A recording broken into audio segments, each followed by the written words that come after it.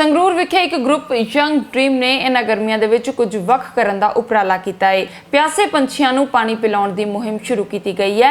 इस तहत पंछियां लई पानी दे बर्तन खरीद के लोकां नूं मुफ्त वंडे जा रहे ने ताकि लोग ये बर्तन अपने घरां दीयां छतां ते रखण अते प्यासे पंछी अपनी प्यास बुझा सकण।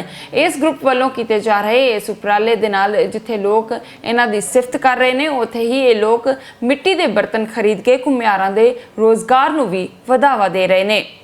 अपने ग्रुप वालों यंग ड्रीम संगरूर वालों असी एक स्टाल लाई गई है जी भांडिया वास्ते स्टाल लगाई गई है पंछियों वास्ते।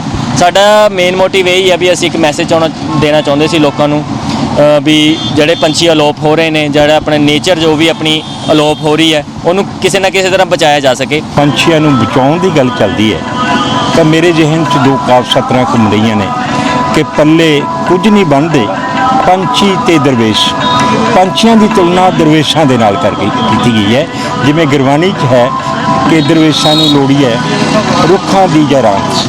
पर इस वेले दुखांत यह है कि मैं समझदा कुदरत की करोपी नहीं मनुख की करोपी कर जिस तरीके नाल प्राइवेट कलोनियां बन रही ने, प्राइवेट हस्पताल बन रहे हैं, प्राइवेट स्कूल बन रहे हैं, प्राइवेट इंडस्ट्रियां बन रही ने, सड़कां चौड़ियां कीतियां जा रही ने, ਉਹਦੇ ਨਾਲ ਦਰਖਤਾਂ ਦਾ ਜਿੱਥੇ ਕਾਣ ਹੋਇਆ ਉੱਥੇ ਇਹਨਾਂ ਦੇ ਰਹਿਣ ਬਸੇਰੇ ਦਾ ਵੀ ਕਾਣ ਹੋਇਆ।